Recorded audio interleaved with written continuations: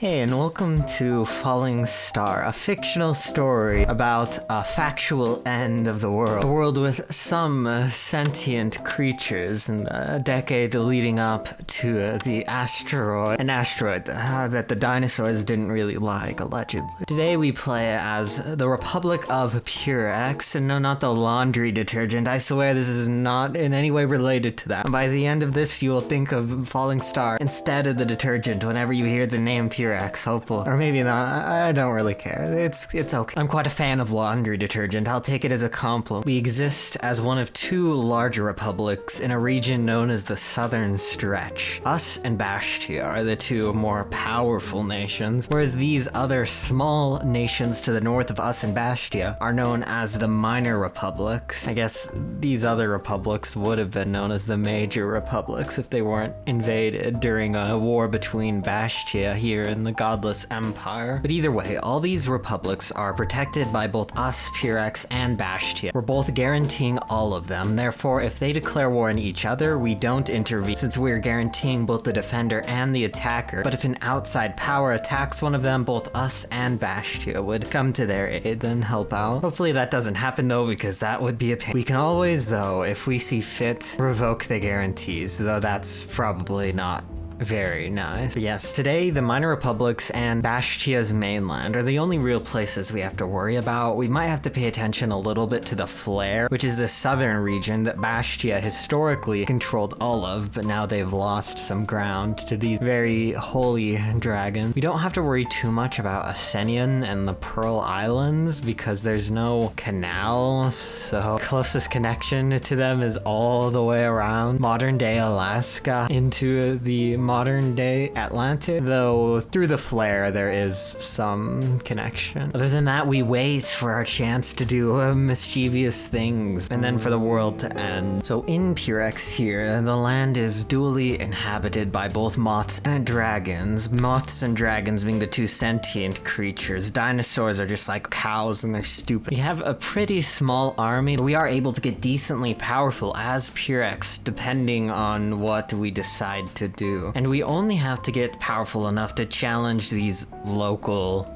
people. Well, dragons and moths, I should say. How Puerex works is our focus tree is divided into certain laws that we can pass depending on the country leader and certain other conditions like war support and stability for some of the simple ones. Some of the other ones might be more complex conditions. There are bad things we could do for our military, like the 3-year demilitarization plan, which makes our civilian economy really good, giving us a powerful late game, but makes us very, very weak for years. So I won't really be continuing Program A. We will want to rebuild the military, though. We can get elite divisions, we can fix some nepotism by not actually fixing it and just making it more pronounced. And there's some other good things, like we'll probably start with the expanded rights bill, because we need to do this bill before the election, because we will be voting out the current party so that we can get in a more militaristic party, the LCPP. There is an even more radical party, the PPP, but we won't be putting them into power today because they are not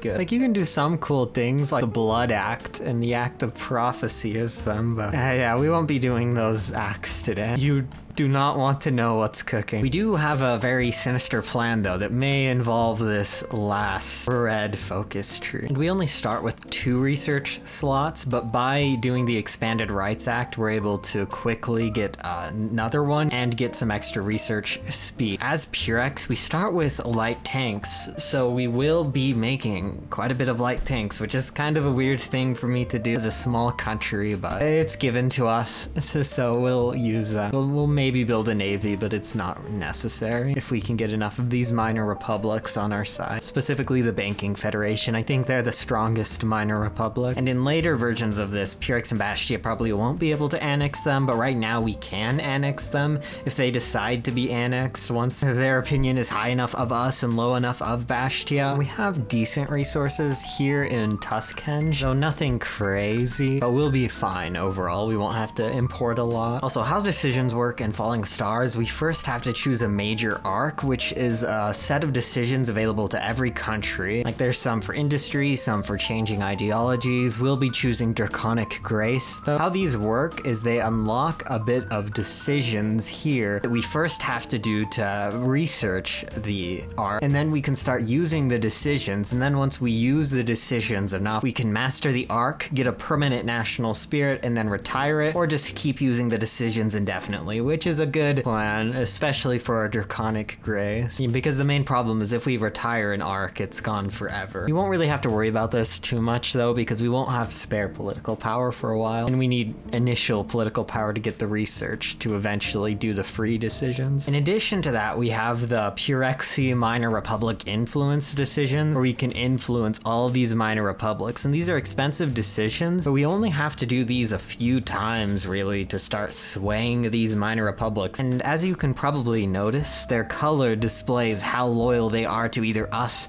or the Bastion. The gray ones are neutral, these dark blue ones are leaning Bastia. Bernudum though we don't really like because they occupy Port Crane, which was our most important port that they now find themselves in control of. And we have a very bad national spirit due to that, though once we get it by one way or another, we'll be able to get rid of this national spirit. We also have Fractured Modernism. Us and Bastia were historical rivals, but we were brought together to fight the Empire. So there's some divide, it's complicated. We kind of love them, we kind of hate them. So the next election in Puerex is in 1938, and leading up to the election, there are tons of decisions for each of the three parties. The NSIM, which is the ruling party led by this guy who people hate. The LCPP, which is the more conservative, militaristic party. And then the PPP, which is a radical party that filled with crazy people. This first event here is for the LCPP. A certain Khazar is an extremely popular figure in the party, but we want him to be radical so he isn't chosen as the candidate. We'll do that because we specifically want Salius to become the candidate for the LCPP, because she's one of two leaders that can do our ancient enemy focus. Her and then a politician from the PPP. But Salius is probably the better one because Salius can reform the military, but the one from the PPP can do the Act of Prophecy. They both have their pros and cons. The Act of Prophecy a bit more so with the cons, that is. So for the PPP, we'll have the radical crazy people go after the NSIM, and then for dealing with Khazar, we are going to fabricate criminal charges and get him thrown in prison, because we're going down a certain path that if we don't throw him in prison, he'll return later on, and then Salius can't become the candidate for the party. We'll also want to create an intelligence agency. This will be useful for dealing with Bastia. And now we will want Byler to win the LCPP debates. Despite being the kind of leader figure of the party, he's a little unhinged, and he'll do something later on that will pave the way for our unordinary candidate to get the nomination. Also, the streets fell silent today as not just a normal imperial envoy, but the emperor himself decided to visit our capital of Creatrex. Havy is here. He has a certain focus that allows him to send no messenger. He'll do some interesting things. He notably is a pacifist. I know he might seem like he's the bad guy here, and maybe he is arguably, but he doesn't like conflict, and he doesn't really like that us, a historic rival to Bastia, is now more or less aligned with them, save for a single claimed province. So unfortunately for Havys, we're gonna be super cute and say we're not puppets to Bastia nor Havys, so he can go back to Dragoniopolis. Idiot. And we're gonna finally get that research slot. These bills each take 70 days, but all the other focuses attached to them only take 35. We do, however, have this national spirit called the Expanded Rights Bill, and we have to do all these focuses within the time limit of the Expanded Rights Bill, or we can just not do that. The only downside is we can't do restrict recruitment standard standards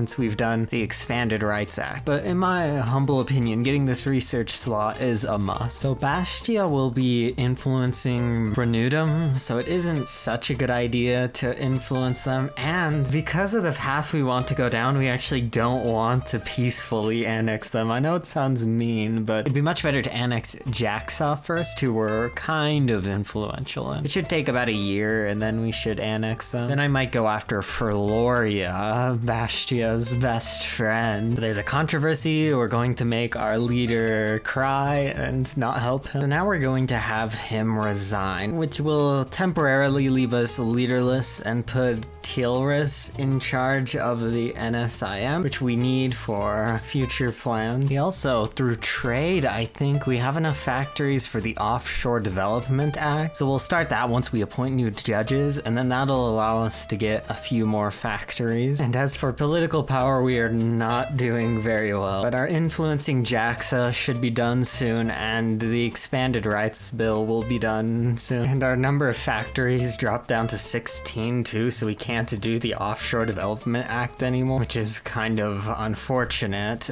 but it's not the end of the world. If we tried to do it in the first place, it would have canceled once the factory count dropped. And I'm gonna start improving relations with people who don't have steel so that they buy our steel. I don't know how well this will work, but we can try. And I'm gonna start promoting draconic studies. We have the excess political power, and one of the minor republics, Jaxa, has now officially joined our cause, so we own them as core states. We have their divisions to add to our army for when we start doing something very, very naughty. Now with a Jaxa annexed, we can do the Offshore Development Act. We will develop Creatrex first, and then develop the two other places, and then do the City Fund Initiative. And then, like I said earlier, we should be able to rebuild the military right after this. Okay, now Kubikash is gonna murder one of the candidates for one of the other parties. I know it's a bit dramatic, but it's not gonna end well for both of them. Okay, one is dead, one is in prison. This is what we need to happen. Okay, and here we go. Salius is now our candidate, which is good.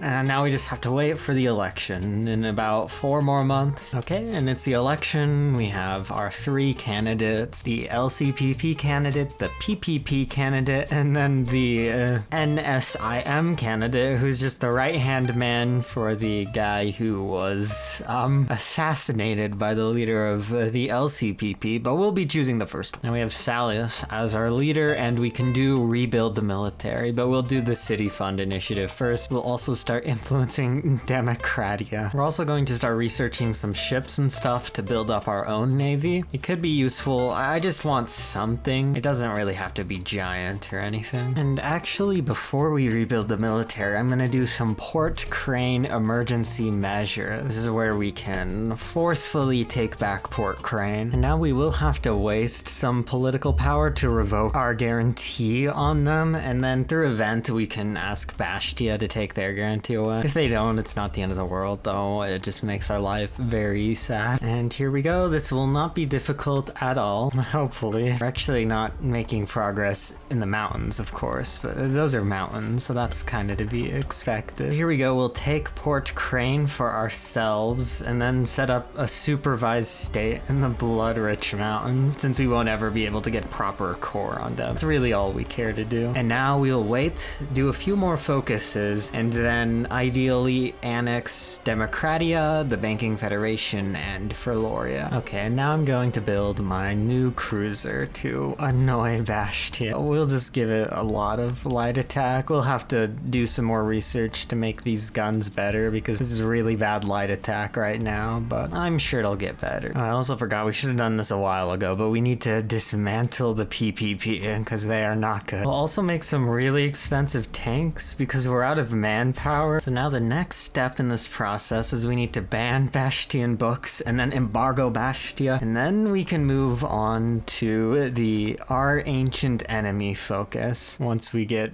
some more war support. And Bastia's fighting over Ferloria too, so we might not be able to take them if they keep influencing them. Luckily, Basthia hasn't annexed anybody yet, but they're getting close, and the Mishian steel mines, Hanbei, and Ferloria. And if you haven't figured out yet, we're gonna attack them, the one single path for Puerex where we can do this, and we don't want them to annex anybody before we attack them, because that gives them a lot more manpower, and we're already running out of time. Okay, so we kind of have to go after them, so I'm gonna do the final war focus even though we don't share a border with them yet. Luckily their navy wasn't out, so we're going to be able to land in Basthia. Okay, no, never mind. This might not happen properly. We kind of need to hurry though. Well, we got some divisions to land, but they have their navy on the shore, giving them shore bombardment. I'm scared that might push us out of the port. Okay, and we're doing it. We're breaking through. Perfect timing. We just need to go kind of fast. No reason in particular, of course. Just kind of important that we get this done as soon as possible. They also have naval supremacy everywhere, so we can't remove our port garrisons, but we'll at least move more light tanks over and try to take our Avreed. Anyways, they're doing pretty well. They have all their islands and stuff, so we can't quite capitulate them yet. We will be able to peace out with them through a decision soon, but that's the end for this playthrough. Things are pretty good. They're going well, I would say. We were successful. Yeah. Anyways, bye.